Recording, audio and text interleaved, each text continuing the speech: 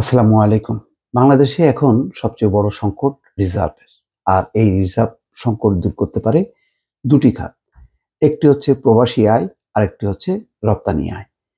তো রপ্তানি আয় বাড়ছে না, খুব সামান্য পরিমাণ বাড়ছে, যেটা প্রয়োজনের তুলনায় যেটা একেবারেই কম।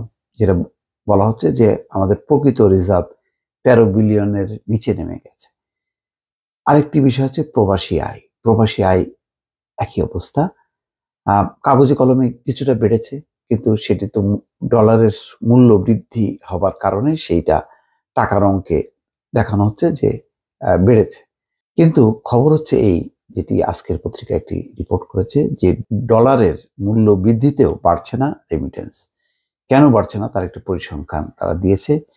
বলেছে যে পরিমাণ প্রবাসী দেশে বাইরে গেছে তাদের প্রতি মাসে যে হারে টাকা পাঠানোর কথা সেই হারে টাকা আসছে না। আর তাহলে কি হচ্ছে, কোথায় যাচ্ছে, সেটাই হচ্ছে অনেক প্রশ্নের সঙ্গে জড়িত। যে কত প্রবাসী বৈধ পথে পাঠাচ্ছে আর কত প্রবাসী হুন্ডির মাধ্যমে পাঠাচ্ছে। হুন্ডির মাধ্যমে পাঠানো মানেই হচ্ছে পরিবার হয়তো পাচ্ছে টাকাটা, কিন্তু সরকার পাচ্ছে না। অথচ সরকারের এই সমস্ত ফ্লোটা যদি মানে ডলারের আকারে যদি রিজার্ভে আসে, তাহলে সেটি সংকট থেকে উত্তরণ ঘটাতে যথেষ্ট পরিমাণ সহায়তা করতো, কিন্তু বাস্তবে সেটা হচ্ছে না। জনশক্তি কর্মসংস্থান ও প্রশিক্ষণ ব্যুরো এবং রিক্রুটিং এজেন্সিগুলোর তথ্য অনুযায়ী গড়ে প্রতি মাসে ৩০,০০০ টাকা করে পাঠানোর কথা একজন প্রবাসীর গড়ে। সেই হিসেবে প্রতি মাসে দেশে রেমিটেন্স আসার কথা ৩৩৩ কোটি ডলার। অথচ গত মাসে এক ধাপে ডলারের দর ৭ টাকা বাড়ানোর পরেও ঈদের আগের মাসে রেমিটেন্স এসেছে মাত্র ২২৫ কোটি ডলার। যদিও তা আগের মাসের তুলনায় কিছুটা বেশি ওই যে ডলারের মূল্যবৃদ্ধির কারণে, কিন্তু ডলার তো বেশি আসে নাই। মানে যে হারে মানে ডলারের মূল্য বৃদ্ধি করা হয়েছে।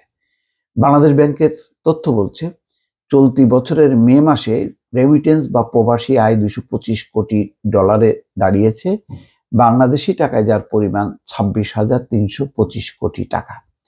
আগের মাস এপ্রিলে রেমিটেন্স এসেছিল ২০৪ কোটি ডলার। সেই হিসেবে মাসের ব্যবধানে রেমিটেন্স বেড়েছে ১০.২৯%। গত বছরের একই সময় রেমিটেন্স এসেছিল ১৬৯ কোটি ডলার। সেই হিসাবে বছরের ব্যবধানে রেমিটেন্স বেড়েছে ৩৩%। ব্যাংকাররা জানান চলতি জুনে ঈদুল আজহা অনুষ্ঠিত হবে, তাই প্রবাসীরা পরিবারের কোরবানির প্রস্তুতি হিসেবে এই মাসে রেমিটেন্স বেশি পাঠিয়েছেন।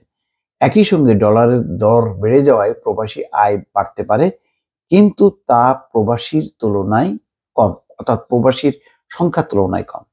বিএমইটি তথ্য মতে চলতি বছরের প্রথম ৩ মাসে বাংলাদেশ থেকে বিশ্বের বিভিন্ন দেশে কর্মী গেছে ২,২৬,৮৩৭ জন। আর ২০২৩ সালে বাংলাদেশ থেকে রেকর্ড ১৩,৫,৪৫৩ জন কর্মী বিভিন্ন দেশে কাজের জন্য এসেছেন। কিন্তু সেই অনুপাতে দেশের প্রবাসী আয় বাড়েনি। বর্তমানে সব মিলিয়ে বিদেশে অবস্থানকারী প্রবাসীর সংখ্যা ১,৬০,২,৩৬০ জন। যদিও রিক্রুটিং এজেন্সিগুলি মনে করে বিদেশের মাটিতে প্রবাসী এর পরিমাণ ১,৩০,০০,০০০। সেই হিসেবে মে মাসে একজন প্রবাসী গড়ে টাকা পাঠিয়েছেন ২০,২৫০ টাকা। অথচ এর পরিমাণ গড়ে ৩০,০০০-এর বেশি হবার কথা। যুগ্ম মহাসচিব মোহাম্মদ ফখরুল ইসলাম বলছেন, বিএমইটি জনশক্তি রপ্তানি যে তথ্য দিয়েছে সেটা সঠিক নয়।